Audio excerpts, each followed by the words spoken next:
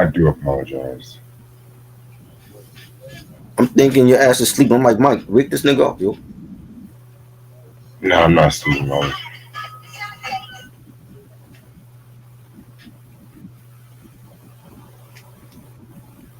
My fault. Rich is I up. did not. Rich is up. He's not sleeping. He chose to ignore me.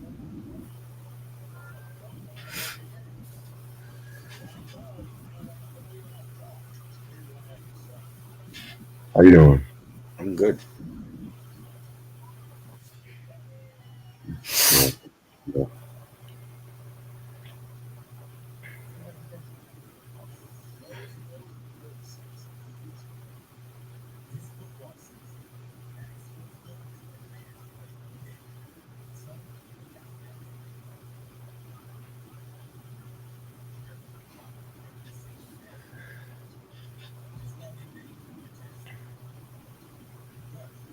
This week went by really fast. Yep.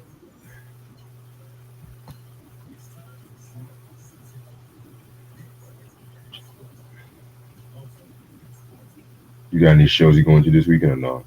The locks. Oh yeah, that is right. Yeah. That's on Saturday.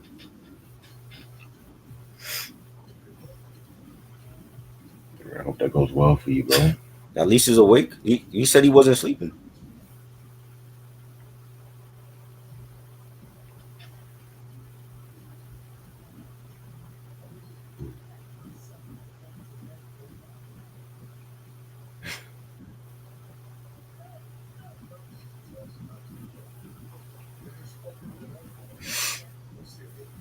They didn't find everybody for this Democratic convention. I swear. That shit was funny. You said what? Beyonce said she's not showing up today. I thought so.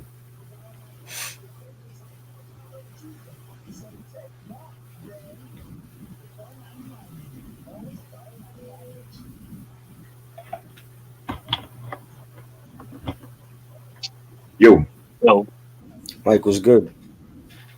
chilling, man. What about y'all? How y'all doing? Chilling.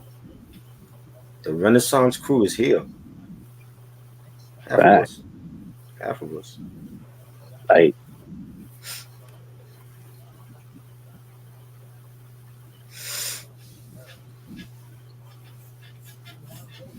So you a fan of these albums, Mike? I am actually. This is like Really? my first time listening to the whole album. Mm. It's gonna be interesting because there's one I like more than other. Oh, really? Yeah. I hear you. Yep.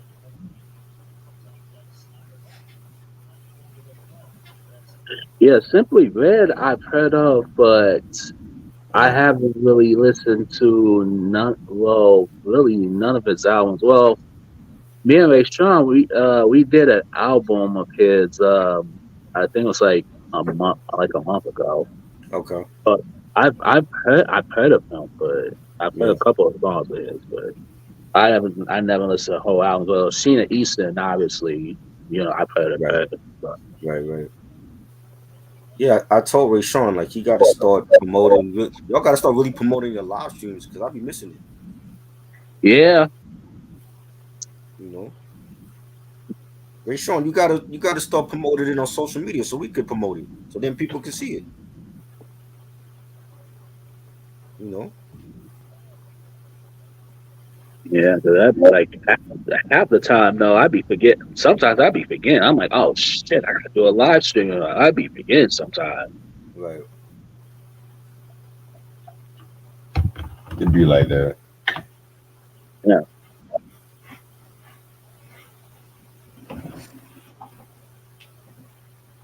I'm looking at the front door. The front door.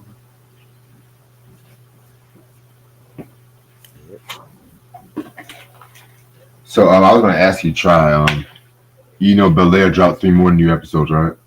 Oh, today did? I gotta watch it. It's been great. Are we doing a review for that or no? Yeah, once the season's over, we'll do a review. The season about to be over next week at this rate. They dropping 3 episodes a week. Yeah, but I don't know like how many episodes gonna be in the season. Yeah, I 10. think it's gonna. It's gonna be 10. Okay. So they drop what 4, 5, and 6, and then next week is what 7, 8, and 9. Yeah, And 10 will be right around the corner.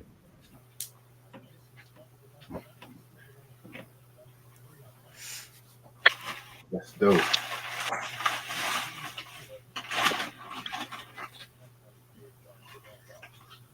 Kristen said I was listening to Fine Young Cannibals. Wow. Not a fan of Fine Young Cannibals, but salute to you for checking them out. But 3 hours ago, you was listening to Listening to who? Fine Young Cannibals. Remember them? Not a not a fan.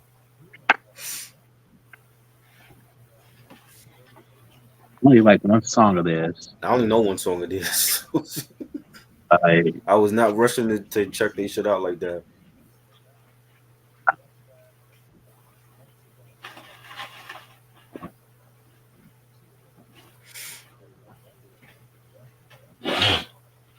Everyone's just messy this season of Bel Air so far. Yeah. A lot of cheating going on. I'm saying. I'm surprised at Aunt Vic. I'm not gonna say shit though. I'm already tired of Hillary and Lamarcus. I'm already tired of Right? Hillary is really in love with Jazz. She just is in the down right now. Lamarcus. You know, Lamarcus is gonna like leave the NFL. He had a neck injury and shit. I'm not gonna lie. I was kind of laughing the way he fainted and shit. It was weird because like he made the catch, but he got hit, and then when he was like walking, he just like suddenly like passed out. Right. So it's gonna be some type of brain trauma he got or something that's gonna like put him on the shelf, and then that's when she's gonna start weighing her options.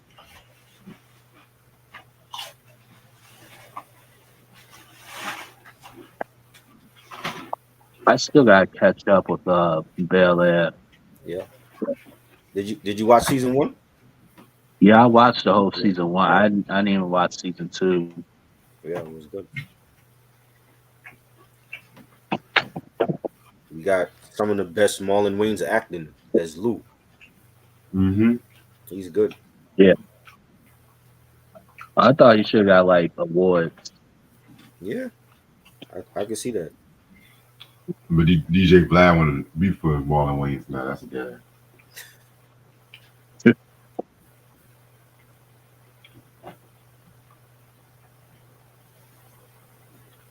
I'm gonna start in about 3 more minutes.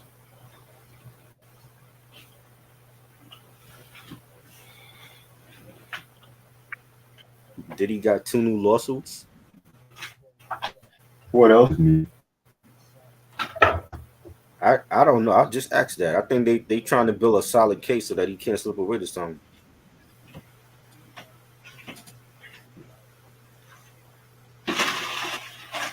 You know what? I might sue Diddy at this point. I would say before the end of the year, we're gonna definitely get that.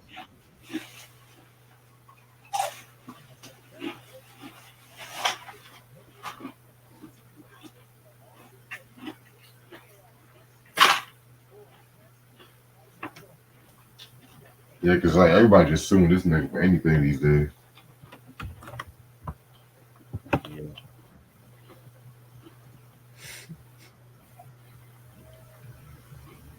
Well, let me not miss some shit.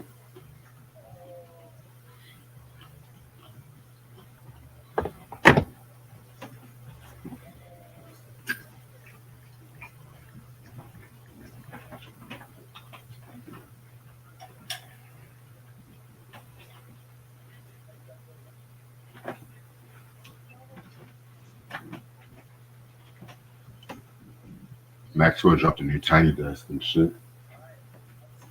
Is that out now? I thought it was tomorrow's coming out. I think it's already out. Yeah. Okay. It's been a while since I watched a Tiny Desk. I might check that out, Yeah, honestly. you're missing some good ones, man. What? I know. Did you see the Locks one? I saw some of the Locks one. It was short. It was 17 minutes. I know. That's why I was like, Yeah. They had Ryan Leslie. They had who Kathy's else on. they had? The Thames one was good.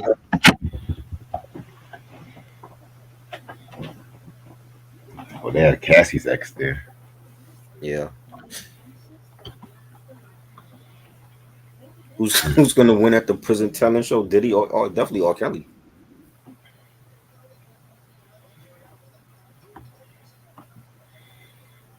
You saw Kelly? Yeah, R. Kelly's winning the talent show because he's the one with the actual Oh, yeah. talent. You know, PP, man.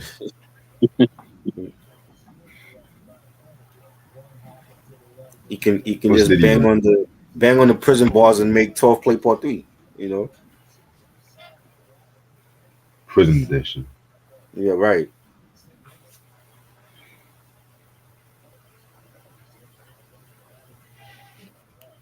Did we review Joey's album? Yes, we did that. Yep.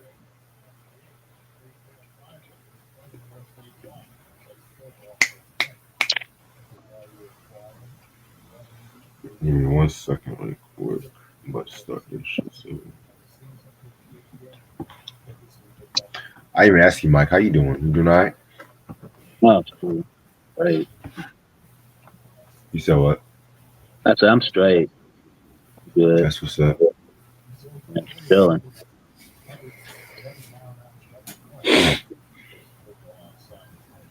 I'm glad.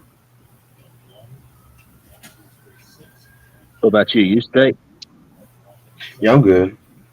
Just debating on calling if I want to call out tomorrow, but honestly.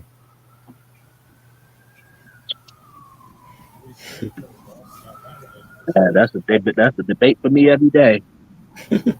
Right. It's like it's Friday and shit like that, and do I really want to wake up tomorrow morning? Good. No, let me stop. Let me be a big man. The part of me wants to call out tomorrow. I was like,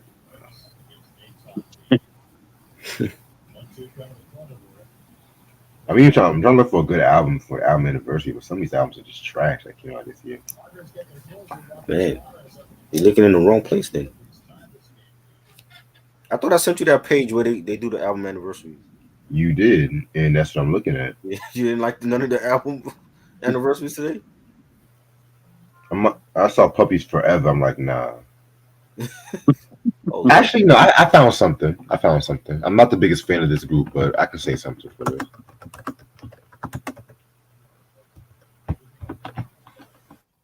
I was about to do Young Buck, but I'm just like, nah.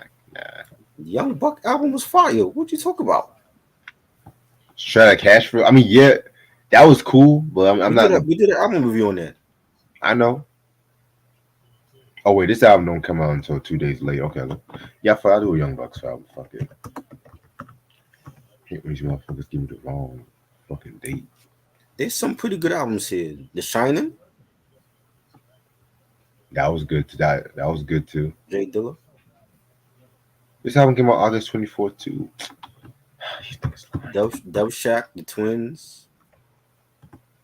Oh, the Dove Shack album. Yes. And then you got some trash like Wyclef sophomore album. I Wow, too. wow, I wow, wow. And then you got Idlewild. Wow, wow. too. They had some joints, but it wasn't a great sophomore album though.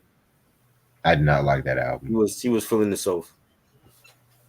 Okay, we'll do the Dove Shack because that is an underrated joint. Off the Wall was fire. I don't know what he's talking about. Who? You, Young Buck. You didn't like Young Buck's album? No, yeah, Straight Outta Cashville. I liked it, but I'm not You didn't like Buck the World? Nah, I didn't like Buck the World. What? Oh man. I told you I'm not the big Buck fan like that. I told you. I love Young Buck. I think he's dope. That's nice. I'm ready whenever you are. So, What's up, YouTube? How y'all doing? This your boy Reg in the building. I got my homeboy trying the building with me. Yo. I got my homeboy Mike in the building with me as well too. that's good. And today's album anniversary It's gonna be the Dove Shack with their album "This Is the Shack." Well, that was It came yesterday. out. My bad. Well, You mean Wikipedia, for today? For today? yeah, for August 22nd. Well, No, Wikipedia said for August today. 22nd. Well, no, for today is Young Buck and we got the Well, I'm alcoholics. all, I already pulled this shit up, and Wikipedia said August 22nd. We don't have and shit. So at this point, I'm just like, I don't give a fuck at this point. Cause the Young Buck album I looked, they said that came out the 24th. That's what I'm looking at. But Okay. hey, all right. So this is the Dove Shack. So you guys should know the Dove Shack. They consist of members such as Paul Rock, Two Scoops, and C Night. Rest in peace. No, wait, yeah, he didn't die. Never mind, I'm tripping. Actually, yeah, rest in peace to C Night. He died from a stroke, I think, like last year. They were put on by Warren G, and their first appearance on Wax was on Warren G's album and shit like that too. I think it was the song "This Is the Shack" from the Regulate G Funk album, which I feel like that's a very dope album. You know what I'm saying? And this album came out like I think 1 year after this the Warren G album and stuff. Very dope album if you like that G Funk. You know what I'm saying? That Warren G like G Funk production, I've always loved and whatnot too. I've always felt like it was underrated. This album is known for songs like "Summertime" in the LBC, "We Funk" the G Funk, "Bomb Drop." So known for songs like "Fuck Your Mouth," "Rolling with the Gang," "There'll Come a Day." This was a pretty dope album. I know they did another album many years later in 2006, which I did not hear that one. But what do you guys think about this album if you heard it? Yes, it's dope. Definitely enjoyed it. From the moment I heard them on the Warren G album, and they went, came out with their joint. Summertime in the LBC was a big hit over here when that dropped, and whole album was fire. Definitely, props to Warren G. He had that sound for them and the twins, and they did their thing. Facts. What about you, Mike? You heard this album before? Nope, I never even heard of it. I feel you, though. I feel you. Definitely that calm West Coast G Funk. If you're expecting like the Chronic or Doggy Style, you're not really gonna get that kind of shit from this album. This is like more on the lines of what's that cat's name? What's that cat's name? Not Warren G, but K Solo. Like if you guys love the Ass Gas album from like '94, you'll definitely love this album and shit. Excuse me. All right, so now we're gonna get into the main events. We're gonna do our Blue Eyed Soul Day Volume One and shit like that too. You know what I'm saying? And we're gonna start off with an album I've been meaning to talk about for years. I really wanted to wait till I actually got my hands on this album, but I'm just like, you know what? It's now or never. We're going to start it off with Simply Red's first album, Picture Book. And then we also want to talk about Sheena Easton's Loving You album. But we're going to start with Simply Red, though. This album came out August 11th, 1985 on Elektra Records. Simply Red, they consist of Mick Hucknall. He's like the lead vocalist. Frizz McIntyre, keyboards. Kim Kellick, keyboards, trumpet. Sylvan Richardson, guitars. Tony Bowers, bass. And Chris Joyce, drums. His album was known for singles Money's Too Tight to Mention, Come to My Aid, Holding Back the Years, Jericho, and Open Up the Red Box, and no guest appearances. So yeah, man, Simply Red. Finally talking about them on the channel. I'm gonna start off with Try. How did you get into this group? Well, I got into them with the song with holding back the years. That was like a huge hit when that came out. I remember seeing the video as a kid when that came out, and to have what's the name, Nick to have Mick. him come, his voice is soulful, and even though he was white, but it was like it was a big thing because it was, you know, they were soulful. You know what I'm saying? And his voice was just like he could fuck with anybody that was out at that time, whether it was Luther or you know George Michael, whoever. You know what I'm saying? And um, that was a huge hit. That was like in a lot of like films and movies and stuff. TV shows, commercials, and their album was dope. I remember hearing it like way back, and it was just different. It wasn't like a band trying to do R&B. They were Right. like Hall and Notes. Like I grew up on Hall and Notes, so they were like soulful like them, and I didn't really hear anything from them after though. Like when they came out with their Oh, stuff, I didn't really hear from them. you But I you're wasn't really. missing a lot of shit, boy. I mean, I wasn't really like '90s was so different because you had like the grunge era come in and rap was taking over and shit. So I didn't really like check for them in the '90s. Like I remember when it came out in the '80s and shit. '90s shit, I didn't like hear any of their stuff. You know what I'm saying? So, but Well, you definitely gotta check it out, bro. they did like a lot of dope like renditions of classic songs and stuff, and Hmm. you know I remember Nick was on, I want to say, one of those soap operas y'all like, the One Life to Live, one of them shits, Oh, or General Hospital. He was on one of those soap operas and shit. oh wow. Um, and yeah, they were just dope. Like I don't really hear them. They're in conversation now again because of like um Blue Eyed Soul discussions. Like I've been a part of those discussions too on other platforms where people bring them up now again. Like I didn't hear that for years about them.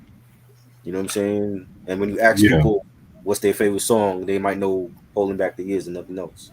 But when you talk about Blue Eyed Soul artists, they're starting to get the recognition now that they didn't. I feel like they didn't get for so many years. You know what I'm saying? It's good. It's good that they're still out there doing their thing, and I'm trying to give them the flowers.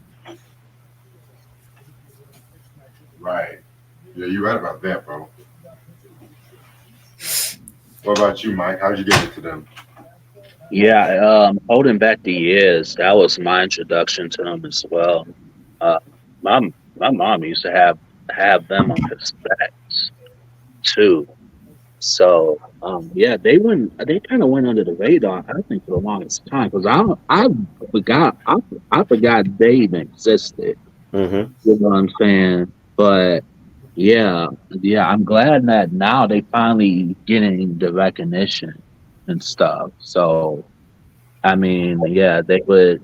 To me, they weren't like just your usual you know art group and stuff like that. They were like different. Like it was a good different. But yeah, that's how I got into them. You know what I'm saying? And I mean, in the '80s, it was a thing because it was like when you think of R&B, at least for me, like I grew up on Michael and Stevie and Smokey and them, the Motown sound and the Philadelphia sound and Stack Records and what I'm saying, Casablanca, the stuff that was coming from there. So it was like when you had a Caucasian singer that can actually do soul music, that was a thing. You know what I'm saying? So Yeah, I Right. feel like that's why it's almost like a unicorn. That's not something you see every day. So when you hear a singer like Mick or a singer like George Michael or Bobby Caldwell that can sing black music, that was a thing. And I think that part of the draw for those artists is because that they had a black following. You know what I'm Yeah. saying? So a lot of black people fuck with Simply Red because they actually did soul music. You would think you would look at that band and be like, oh, this is a rock band or this is like a new wave band, but they wasn't that. Bobby Yeah, Caldwell, that's another one I like too. Yeah. yeah. Bobby was dope too. Yeah. But yeah, man. To me, I actually got into them. It was actually their cover of Harold Melvin and the Blue Notes. If you what's that song? You guys know. If If you don't know me by you now, you don't know me by now, yeah, yeah. Love that record. You know what I'm saying? And one of the things I liked about that record, that cover, he didn't try to blacken himself when he tried right, to sing that cover. He right. sung it like a white boy, and that's what I liked about it and stuff like that too. Because there's other blue eyed soul artists that we talked about in the past that just try to quote unquote blacken themselves, Oh blacken their Lord, voice here and you. shit. You know what I'm saying? Of So course you would throw those are shots kind at of. Justin Timberlake. Why wouldn't you? Uh, Of course you I would. was not talking about Justin Timberlake. Who was talking about? I literally was not talking about. You wasn't? I'm just speaking in general. Oh, I'm just speaking in general. I was not talking about Justin Timberlake. You want me to talk about? But yeah, I was saying like because I was saying how certain blue eyed soul artists, let's just say they do a cover of Patti LaBelle's "If Only You Knew" hmm, or some shit like that. And a white person does it. They of course they can't sing like Patty and shit like that too. So they want to blacken them voices and oh, shit. Michael Bolton. That's who you meant. Yes, that's who I was mostly talking about. Yes, Okay, okay. mm, I hate Michael Bolton. I hate Michael Bolton. I think I hate him more than Justin Timberlake, honestly, Wow. wow. because he's one of the worst offenders. Like his cover of songs like "When a Man Loves a Woman" from Percy Sledge. Oh no, honey. Oh no. And mind you, he was originally a heavy metal singer, Was he? but yeah, No, not Robin Thicke. Robin Thicke can sing. I fuck yeah. with Robin Robin. Thicke's dope. I like Robin Thicke. Yeah. Yeah, I did too. But yeah, man. Simply Red are definitely one of my favorites. I've kind of consider them the white equivalent to Sade, the band, a little bit. You know what I'm saying? Really? Yeah, Really? yeah, Wow. yeah. Because with this album, it's probably their most Sade-ish, if That's that makes. heavy shoes to fill. Sade. Yeah, because honestly, Simply Red, they're that good, honestly. I used to look at Maxwell like he was the male version of Sade. Yeah, well, Maxwell is the spiritual successor of Sade. They're Right. like Simply Red are like the white equivalent Mm. and stuff like that. I will say this though, a couple of songs he gave me Billy Joe vibes. One song in particular, yeah, you're right about Yeah, that. yeah, Interesting. Because I felt like I was listening, and you know which Billy Joel song I'm thinking about. I think yeah. I think which one yeah, but we're going to talk about Simply Red. Simply Red, for those who don't know, they are a group that originated in London, well, Manchester, England, and shit like that too. Um, they originally got their starts like a lot of Britpop groups. They originally was like a punk group, new wave group, and Mick actually no, scratch that. Mick was in a punk group called the Frantic Elevators and stuff like that. You know what I'm saying? And they broke up, and he really wanted to like still be in the music, so he worked with a manager by the name of Elliot Rashman. And Elliot Rashman, they pretty much wanted to like do like a whole assemble a band of local musicians and everything like that too. And they went by certainly a lot of names like World Service and Red and the Dancing Dead, until they simply just chose the name Simply Red. No pun intended. And pretty much, with Simply Red, they consist of members like Mick Hucknall, David Fryman, Tony Bowers, Fritz McIntyre, Tim Kellett, Chris Joyce, and shit like that too. And they started touring around until they got the attention of Elektra Records after hearing the track Red Box and stuff like that too. And so that eventually was very successful for them. and then they worked on an album, a couple albums and stuff like that. And certain songs are like already covers and re-recorded versions of like songs from like the Frantic Elevators, and that's how you got this album right here. I love the album cover. You know what I'm saying? Just ask Mick. It's like one of those album covers, where they know the music is important. I want you to hear my shit. You know what I'm saying? I mean, this one was pretty. I like this album cover and stuff. Of He looked course, like you a guys know. newspaper. He looked like he You said what? delivered newspapers. Right. He looked like he Yeah, delivers newspapers. yeah. Please, please, sir. I'm just. Oh my god. But yeah, man. So yeah, man. We're gonna start with the album and stuff like that. Let's get started with the review. This review has 10 songs. We're gonna start with the first track called "Come to My Aid." Nice way to kick off the album and everything like that too. You know what I'm saying? Yeah, I love like the jazziness and the R&B side of things and stuff too. So this one was pretty good. This was good. There's a video for this. A great way to start the album off. Nice beat. You got some guitar play, some horns on it, the pianos. It was an all around good song. They definitely did their thing on this song. And a great way to start the album. Nice beat, nice sound. I love it.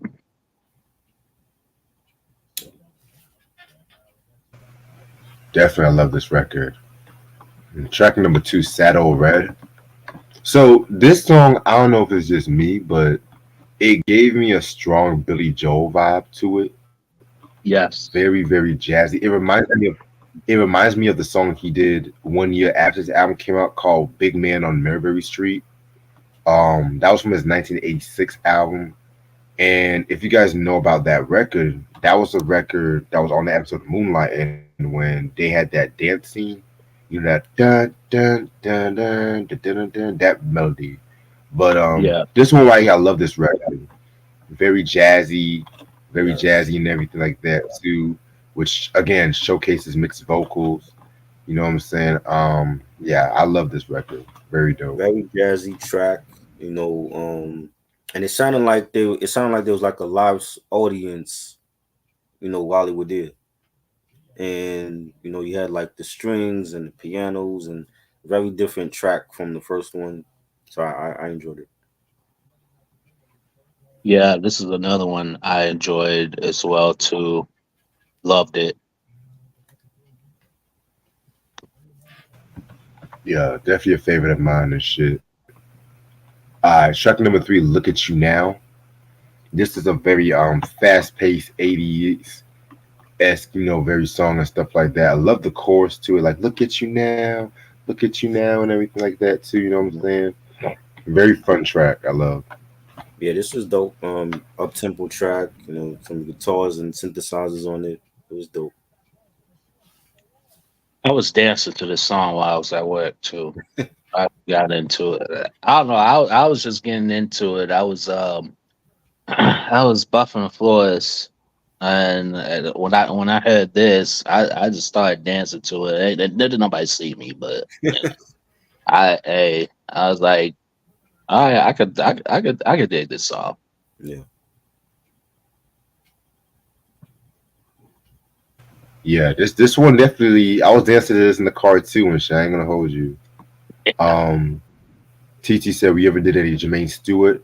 I'm gonna be real with you. I'm not the biggest Jermaine Stewart fan. I think he's talented and everything like that, but I've never really vibed with music like that. He's alright though, but I never listened to none of his albums. yeah. Yeah, I me know the neither. song. I know the hit he had because Gym Class Heroes had sampled it, but I never listened to none of his songs. Oh God. Yeah, I probably listened to probably two of his songs Yeah. at most. Yeah. But if you have any recommendations, let me know and I'll check it out. Also, I didn't forget about your album too. I just been so busy these past couple of days, but I'm gonna hear it tomorrow when I'm at work and shit. I'll let you know. All right. Next track after that we got is I think we at Heaven right now. So this is actually a cover of the Talking Heads song from Fear of Music. Very dope song. I like that Talking Heads record. their version of it is more like R&B based than the Talking Heads version. I kind of like the Simply Red version a bit more than the Talking Heads version, believe it or not, just for the R&B take of it. But yeah, that's my opinion. I love this ballad. I think it was a nice had a nice slow beat to it. You know, the pianos. It was like some slow dance type of sound it had, and I thought it was great. This is a great ballad. I think this is like one of my favorite songs off this album. Yeah, I'm definitely not mad about that. All right, next song, Jericho. My One of my favorite songs off this album as well too. This definitely has a very strong Sade feel. You know what I'm saying? Just from the jazziness and the texture of the song and everything like that too. You know what I'm saying? I'm not mad about this record. This record is a fire record. I love it. Nice songwriting too. Definitely nice beat, nice synthesizers, mid tempo track. This was solid. Yeah, I have to agree. I can also see Sade doing this one too. Yeah, But yeah, I fuck with it. Yeah, I fuck with it heavily. Like it's one of my favorites of all. From yeah, one of my favorites they've ever done. To be real with you. All Yeah. right, next track is "Money's Too Tight to Mention." Now this is the cover of a song by the Valentine Brothers. You know what I'm saying? One of my favorite songs, Simply Red, done as well too. I never realized that this was a cover track. And I heard this track when it was on an episode of Everybody Hates Chris, and it was an episode when Chris got robbed by Malvo. Rest in peace to Ricky Harris, by the way. Rest in peace to him. You know what I'm saying? So, yeah, I love the message of the song. You know what I'm saying? You know, niggas gonna ask for money and stuff, but you gotta watch out for yourself. And this economy is not making shit any easier for people and stuff too. So, this is definitely a favorite of mine. Love it. this was good. This was another solid track with a nice beat, nice bass line, the pianos. I think a lot of these songs that have the pianos, like it sticks out. You know what I'm saying? This is like a standout track, and I thought it was good. Yeah, this is another good track. And this is also relatable too. Right. Money, money, money. This was like their version of Prince's "Money Don't Matter Tonight." It was Right. like that, like, and that's I love that Prince song. I think that was a classic record that he did, and just talking about how money is so important in Yeah. society and for people and stuff. Yeah. Yeah. Exactly. That's actually my favorite song for the Diamonds and Pearls album. Mine too. Really. That's my favorite. Yeah. Yeah. Because, you know, I also loved when Spike Lee directed the original video for that track Mhm. Yeah. before before MTV wanted him to clean it up. Right. You know what I'm saying? Which, of course, MTV, but hey, Yeah. what do you expect from these assholes? Right. But yeah, man. Next track, Holding Back the Years. This is actually my favorite Simply Red song and my favorite track on this album as well too. I've had so many memories listening to this track. You know what I'm saying? I mean, this even might be considered a signature song and everything like that too. He wrote this song when he was 17, when he was living with his father and he was separated from his mom and stuff like that too. You know what I'm saying? And very deep record. I love the beat to this one. He did this. This is one of the songs he did when he was part of Frantic Elevators too. This song was also nominated for Best Pop Performance by a duo or group and shit like that, but it lost to Dionne Ward, Elton John, Gladys Knight, and Stevie Wonder. That's what Friends Are For, which That that was was a big song at yeah. that time. I'm not mad about that, but I'm gonna be real with you. I'm so kind of tired of that record. I mean, I get that message. That was the whole. Everybody wanted to do the "We Are the World." Mm, Um, Other nominees are Peter Cantera and Amy Grant. Next Time I Fall. Never was a Peter Cantera solo fan. Pat LaBelle and Michael McDonald's On My Own. Love that okay. record. Yes. That was a big Yeah. song at that Definitely. time too. Yeah. And Mike and the Mechanics. All I Need Is a Miracle. I've never heard that record. I never really was a Mike and Mechanic fan. But Wow. I'm not mad at that. That's what Friends Are For one. Right. You know, hey, I'm not gonna be mad about that. And it's a pop category too, so yeah. And you know, this song has been covered by so many people, from the Isley Brothers to Angie Stone. This is one of those songs you cannot top the original. I'm sorry. Yeah. Classic record, man. It's just real bluesy. You know, I want to say it's like a Quiet Storm record. You know what I mean? It's Yeah. just a great melody to it. You know, and the way that Mick sang it was great. Killed it. You know, the video was dope, and yeah, man, it's a classic. It's just definitely a timeless song. I agree. This is definitely a fire song. But now I want to listen to it after I get off this live stream. I ain't gonna hold you. Yeah. But nah, it's one of those songs like if you like if I don't know if you can't sleep or whatever, you Right. like just laying down, thinking like this is like the song that you could put on and stuff. Definitely love the writing, love the vocals, love the melody, loved everything about it. Oh yeah, definitely. I definitely love the melody. Even the chorus, the I keep holding on from Yeah. front, and then the way the horns just come in like did it did it. The video, don't even get me started on the music. Mhm. Black Like and that white. video is so artistically well done Yeah. and everything like that too. You know what I'm saying? I mean, I remember when I first got into and this was one of those groups I was getting into when hip hop was just going through that drought, '09 between 2012, and I was just listening to other shit Right.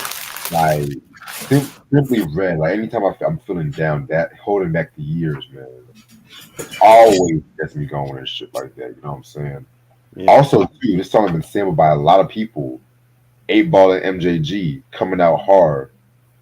Even Brand Nubian, they did that for Hold On from the Everything Oh is yeah, that's Everything. right. From the Everything's Everything album. Yeah, the album that niggas hate for whatever goddamn reason and shit, which I don't understand. But hey, that album had bangers after bangers, from Word is Bond to Hold On, So Claiming I'm a Criminal, all of that. it was Nubian Jam, for it God's was sake. it was cool. It was incredible. Like it was way better than Foundation. Yeah. Way That's better not than. saying a lot then. Cause we still got to do the double between Times Running Out, the original Foundation, and then the Foundation that Clive Davis made them come out with. God damn. If you guys know, you guys know. That's all I'm going to say. All right. Next track number 3. Open Up the Red Box. Another very dope track right here too. Nice uses of the piano. Mm, excuse me. Nice uses of the piano and shit like that too. You know, it gave like a very ragtime, jazzy feel to it. You know what I'm saying? Like, yeah, very good, good. Love the chorus as well too. Yeah, this was good. I love the beat for this. The pianos on it, the chorus. It's another solid track.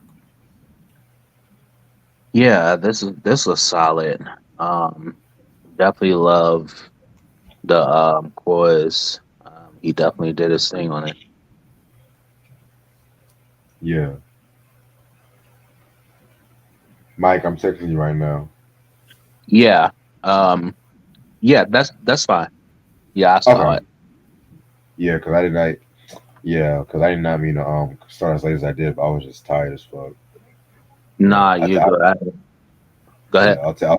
I'll take that L. Fuck it. Yeah, I hear you. No, I ain't gonna hold you. I was laying on the couch. I shut my eyes for probably about a minute. True. Work's All been right. kicking butt. Check it. You said what? I was saying work's been kicking my butt lately. Oh yeah, yeah. I've been up and shit like that. I've been out literally all day today too, so I get it. and I'm gonna be Yeah. out again tomorrow all day. So Oh boy. that's fun. Yeah. All right. Next track, we got this No Direction. Um, this was another dope track as well too. I love that beat though. That beat is definitely fire. Yeah, this is dope. The guitars in it, really enjoyed that. The synthesizers. Yeah, Yeah, this was pretty good. It was enjoyable. I liked it. definitely. All right, and the last joint is the title track. Very atmospheric beat that they were walking with and shit like that too. You know what I'm saying? Yeah, I love the beat to it. That was pretty good. This one was pretty straight track too. This it sounded like a reggae joint. Like the bass line had like a dancehall like bass line to it, Right. and you had like a really dark, eerie melody to it with the strings and a slow beat. It was almost like a one of them like dancehall stone love songs. Yeah. You know how they used to make back in the day, and I thought it was good, like a great way to end the album with. They caught the reggae fever. Yeah, they did. I almost thought I was listening to YouTube. Right. Yeah. Um, Hell, the UB40, police. UB40, not YouTube, UB40. Yeah. This is a great way to end off the album. This gave me Miami vibes, the Miami Vice vibes. Like Yeah, Yeah. you know how like towards the end, like you see this montage and they play like a random song hmm like during the montage like towards the end of each episode. That's what I got from it. It kind of gave me that type of vibe. was that before or after they caught the criminals? Because they would do Yeah, that shit. right. It was Yeah, basically it was after. Is that yeah, either the criminals get caught or the criminals get killed? One or the right, other. right, facts. But yeah, I this is definitely a favorite song. One, yeah, definitely another favorite song off this album. Definitely. I love it too. All right. Overall, this album's a classic, in my opinion. I feel like it's one of their strongest albums they came out with. You know what I'm saying? I have to re-listen to the discography, but I know this one right here, they definitely did their thing on this one.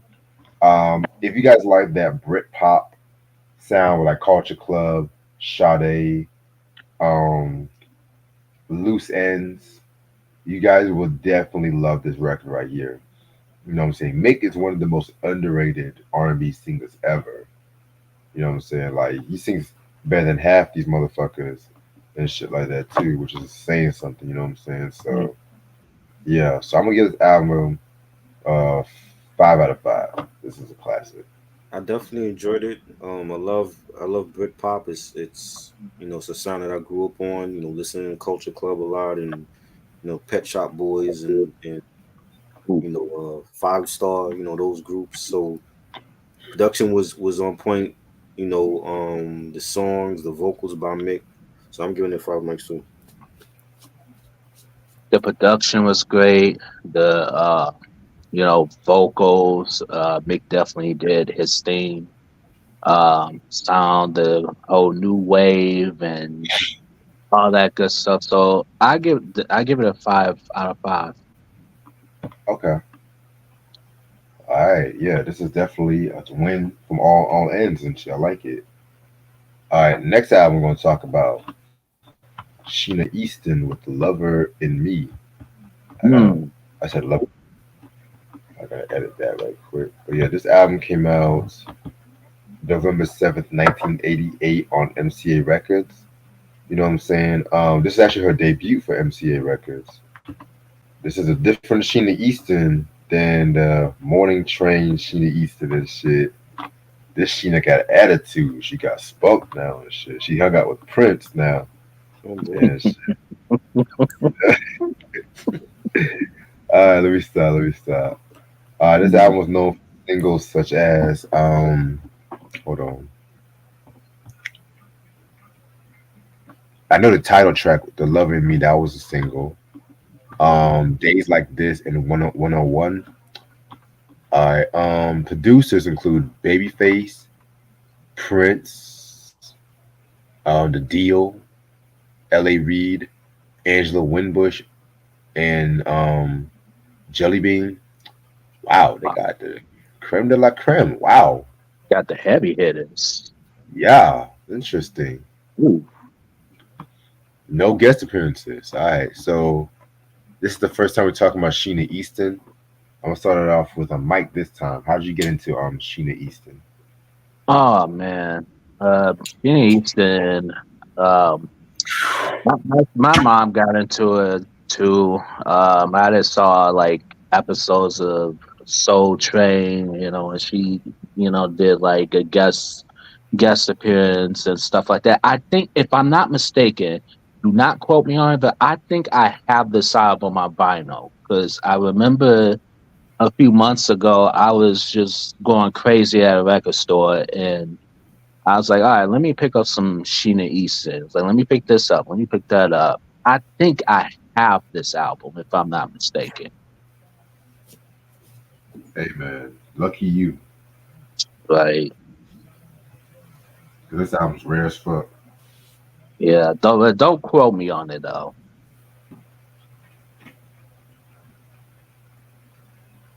But yeah, I feel you on that. I definitely feel you. What about you, I only I only know Morning Train and the stuff she did with Prince. I wasn't like a huge fan of her. Um, wasn't she an actress too? What didn't she do like movies and stuff? Yeah, I want to say I saw her in a movie. I don't remember the name of the film though, but I know she was doing acting. Um, I've always liked the stuff she did with Prince. You Got the Look from Sound and Time. That's always been like one of my favorites from that album. And The Arms of Orion. Morning Train was like my introduction. Morning Train came out. I was like maybe 5, 6 years old when I came out. I remember the yeah, video, yeah, and then like when we get to this album, it's a very different Sheena Easton. You know what I'm saying? Like she's trying to dance. I don't think she was a good dancer. She was trying to dance Oh in some of no. these videos, and trying to they gave her like a more hip up to date sound at that time. So it was a very different, Sheena from Morning Train, like you said, and but I mean, I wasn't like a huge fan of her like that. You know what I'm saying? So Yeah. Okay. Interesting. Interesting. All right. To me, like you said, I actually got into her with that song "Morning Train." You know what I'm saying? Very catchy song and stuff like that. Very poppy and everything. Like kind of like typical early '80s music. I've always thought she can sing, and I have a hot take for y'all. I remember when I first heard that song, "You Got the Look." I did not like that song at first. You know, the song she did really, with Prince. I didn't like that song at first. Yeah, wow, isn't that your favorite Prince album, Sound and Time? it is. It is. Hmm. I love the song now, Right. but I remember when I first heard it, I didn't like that song and stuff like that. You know what I'm saying? I Wow. mean, because when Saturday Night Time, but I was mostly fit when I always wanted to hear songs like "If I Was Your Girlfriend," Hmm. "Housequake," "Strange Relationship." You know what I'm Right. saying? I was like, who the fuck is this white girl talking about? You got the look. The British accent. Yeah, your Yeah. face is jamming. But then Yeah. I was like, you know what? This song is actually hot though. Right. And now it's like one of my favorites from the Time of the Time album now. Yeah. You know I, what for- I'm saying? I forgot all about that song too. Hmm. Yeah, I man. used to get her and Olivia Newton John like mixed up because they always looked like similar to me.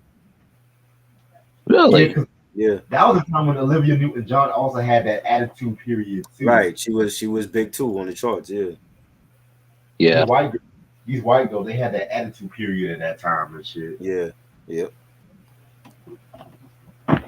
Yeah, man. But yeah. So this is actually the first full album I've actually heard from Sheena Easton. Even her name, you would think Sheena Easton. You think that's a black name and shit. Right. Well, You know point. what I'm saying? But hey, Sheena Easton. Sheena from down the block. Yeah. Okay, let me stop. Yeah. All We right, we so discussed Jill for Jones those who too. don't know, Yeah, I'm gonna mention Jill Jones. Well, I'm gonna Oh, mention Jill Jones on this review. So honestly, that Jill Jones album from '87, woo, some of Prince's best production you'll never hear from that period. But back to Sheena. For those who don't know who Sheena is, she's a singer that comes from Belshire, Scotland, and all that shit. You know what I'm saying? I don't know if I'm saying it right, but fuck it. You know what I'm saying? Growing up, she didn't really want to be a singer until she saw Barbara Streisand, that movie, The Way We Were, and stuff like that too. Which I've heard about that. I'm not really a big Barbara Streisand, but I heard about that movie and shit. And growing up, she had like her mom and stuff like that married like 4 times and stuff like that. You wow. know what I'm saying? And then she had like she pretty much had to like just do what her mom tells her to do, of course, and just go with the flow with everything that's been going on and shit too. You know what I'm saying? And so one day she hooked up by auditioning for Esther Ranson for this BBC program called The Big Time and stuff like that too. And that somehow, some way got her introduced to her first manager, Deke Arlen and stuff, you know what I'm saying? And so they started doing some music with one another, and that's when, fast forward and shit like that, they dropped their first single called Modern Girl, you know what I'm saying, which was a big song in the UK and shit, but she also had that second single, like 9 to 5, which was renamed to Morning Train and stuff like that too. Because at that time, the Dolly Parton movie 9 to 5 Right. was out, and they didn't want to they didn't want to fuck up that copyright and shit like that. Working 9 to 5, Yeah.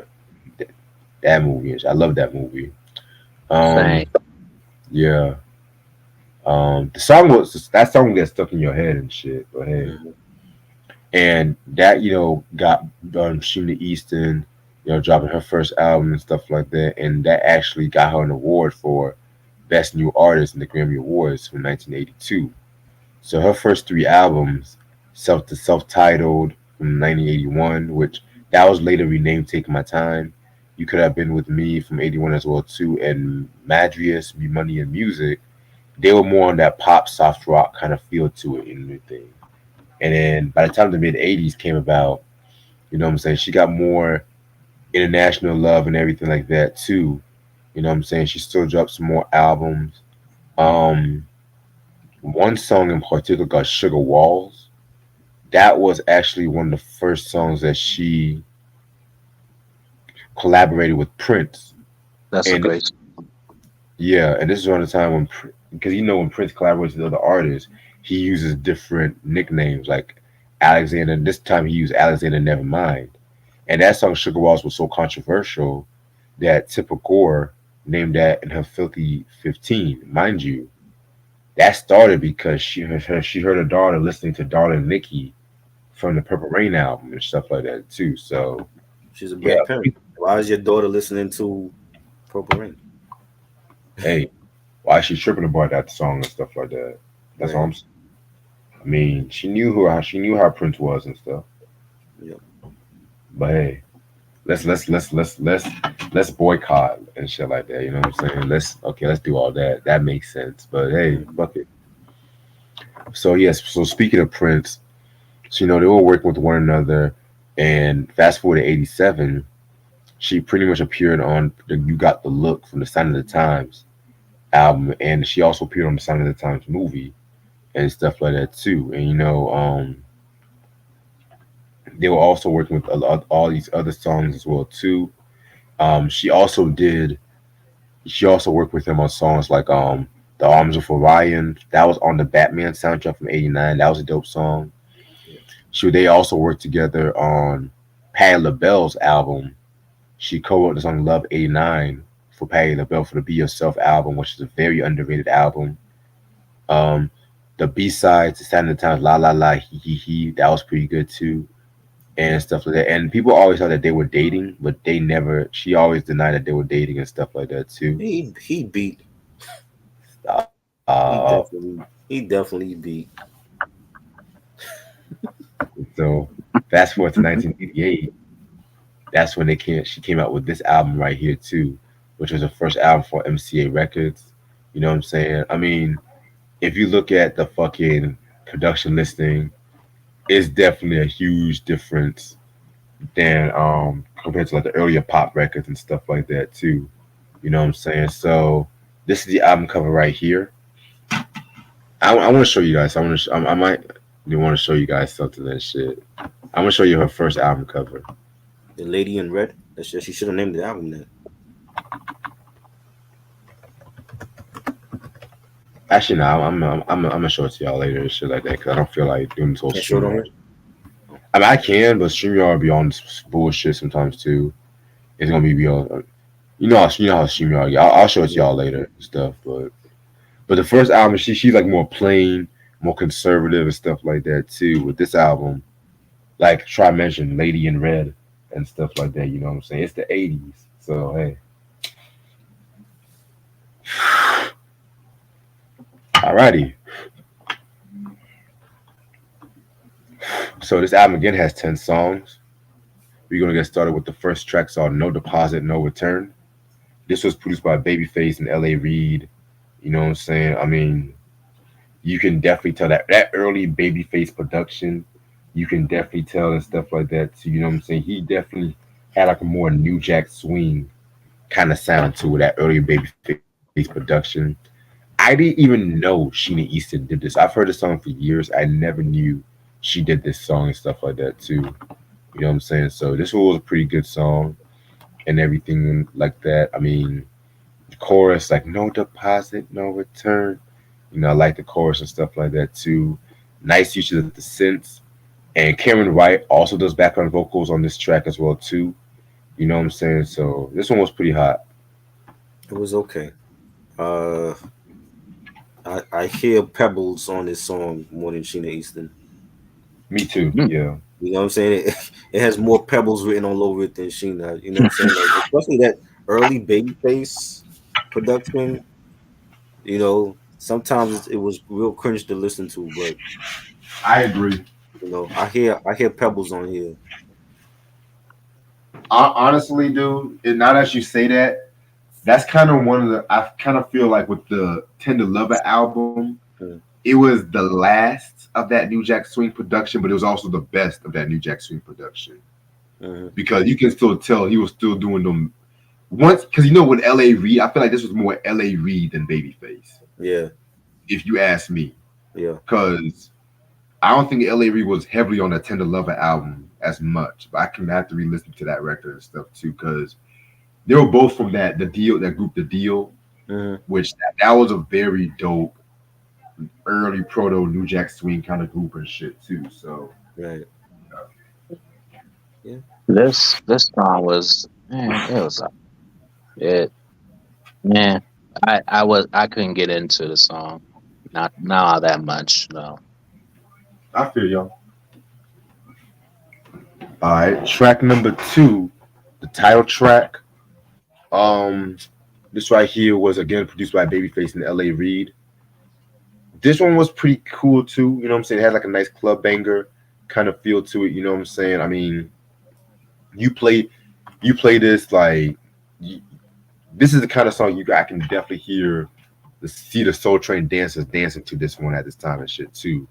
Don Quinn Yeah. talking about this is that new jump in the East, and they definitely killed this one. Love it. Yeah, I hear Pebbles on this one too. Yeah, this was solid. I liked it. Definitely. And it can't be an '80s song without that random saxophone all over the place and shit. You know what I'm saying? Right. All right, track number three, we got "Follow My Rainbow." This is like the ballad of the song. This was produced by Babyface, and you can tell this is solo Babyface that this was produced by, and you can definitely tell this was the Babyface that we are accustomed to and everything like that too. You know what I'm saying? I feel like it's a bit too early for a ballad, especially that sentimental ballad like that. I would have probably just put this probably on side two. Not a bad record, but I'm just like, could have been a little bit better. I didn't like it. Nope. I I this is probably my favorite song off this album. I'm gonna be real. I enjoyed it. I enjoyed it for what it was. Respect. Yeah, man. I mean, let me ask you this, Michael. Do you feel like this would be something that she would have done earlier in her career? I'm sorry. Say that one more time. Do you feel like this would be something that she would have done earlier in her career?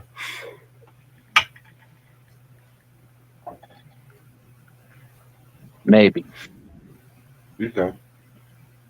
Yeah.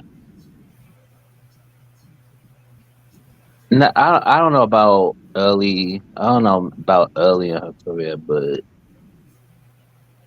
I don't know. Yes, yes and no. Got you. Okay. Okay. All right. Next track, Without You. This was produced by Angela Winbush. This is another kind of pop ballad and stuff like that too. You know what I'm saying? I didn't really care for this track too much, to be real with you. And I love Angela Winbush. Nope, nope, it ain't hitting, Angela. This ain't it. Uh, it's a no for me, dog. Definitely. All right.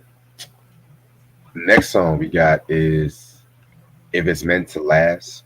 Now I thought Prince did this record because it definitely had that love sexy ding ding ding ding kind of Prince sound. But this was actually a Jelly Bean record and shit like that too.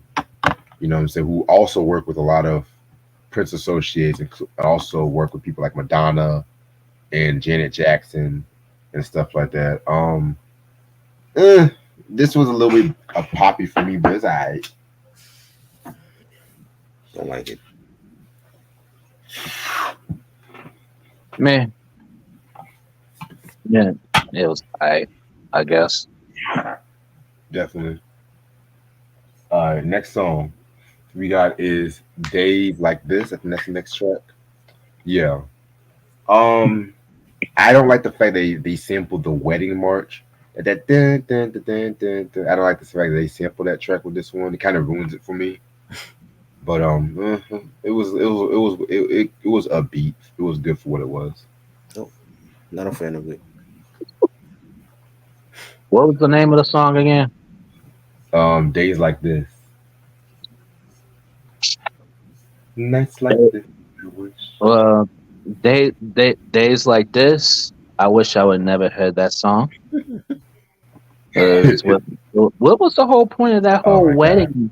wedding bell? Like, what was the whole point of that? That just ruined the whole song. Like, if they would have took that out, it would have most likely been a decent song. But because all I hear is and then did it like, look, I already went to a wedding last weekend. Okay, I'm not trying to hear no more wedding bells no time soon. So, No, no more wedding songs. uh, That's funny.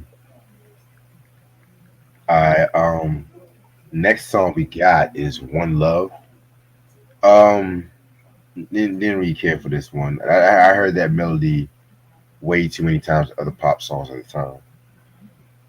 I like the beat. Okay. it should have been called One Hate because I hate the song. Now, my favorite track on this album, 101. Now, this was one of the ones that was produced by Prince, and you can tell this is a Prince record. Mm. You can tell this is a Prince record and shit. It sounds like something I would have heard Jill Jones. I feel like this was originally for Jill Jones originally. Um, Especially the line where it says "Get in the taxi, subway, train," and Prince always had a fascination with cars Yeah. and stuff like that when it came to his music. Everything from Little Red Corvette to Lady Cab Driver, and there was this line I loved when she said, Nothing's on TV. My girlfriends bore me. They try to please me, but I need you, baby. You and me need to be together. And then she screams, "You got to come, baby. Come see about me." And she just says, "You got to come." I love the way how she just says that shit. You know what I'm saying? This one is a dope track right here. One of my favorite from this record right here. I mean, this is classic Prince all over. Definitely one of the best songs on the album. I was waiting to hear a good song on here, and Prince never disappoints, Yeah, and I love the beat and the had like a real dark melody to it and the synthesizers on it. So this was good. right. Yeah, yeah, I have to agree. This is a good track. And Prince, Sheena Easton, they definitely did their thing on this track. Yeah, definitely. I kind of wish he was more tracks on this album though. Yeah, All right. Next track, Cool Love. Another Prince produced track. You know what I'm saying? I love this record right here. You know what I'm saying? I don't like it as much as 101, but this is definitely very great. they put like all the good Prince songs at towards the end of the album. You know, I love the guitar solo by Prince. The synthesizers on it, the horns. This was dope. Yeah, this was a definitely a pretty good song. I liked it. Definitely. And the last track is A Fire Rain. This was produced by what's his name? What's his name? What's her name? Angela Winbush. I like the beat. The beat was pretty good, but that's pretty much what I liked about the song. To be real with you, I think it's the best song on the album. really, Yes, I think the last song is the best song on the album, produced by Angela Winbush, and it was like a mid-tempo track, and the background vocals was great. The bass line, the beat.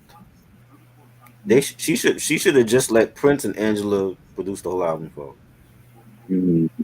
I think the best songs are toward the end of the album. The first half, I didn't care for none of that shit.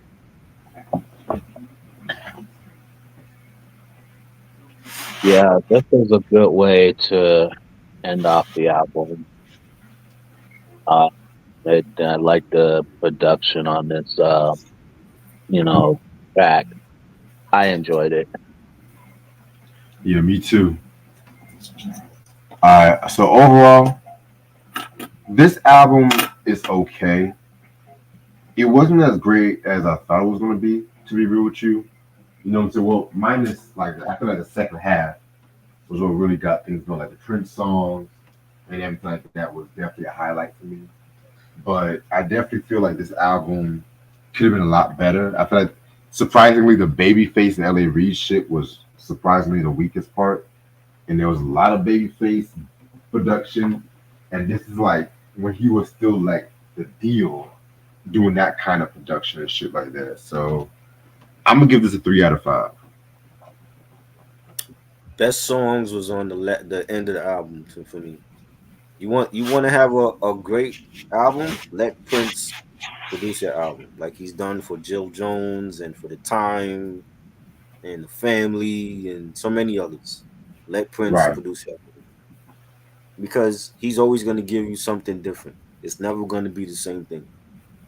And I don't know what happened with Babyface. This is like early Babyface too. I don't know what happened, but this was not. He was not in his bag at this time. Did not care for his song. I don't say that for Babyface production, but I didn't. The shit that he did for Sheena should have been for Pebbles. You know what I'm Exactly. saying? It should have been given to Pebbles. I think she would have had a better use for it. I love the Prince produced songs and Angela Winbush song at the end. So it's two mics for me.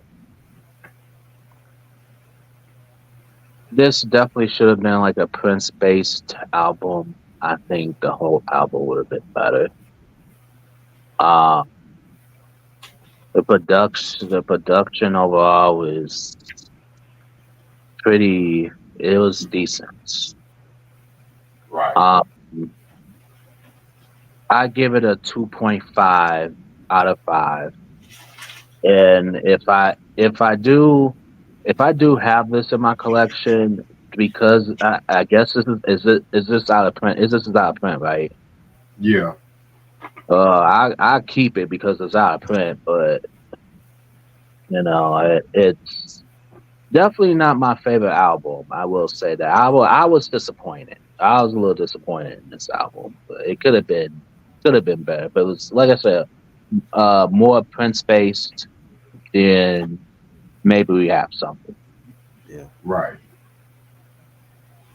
Okay.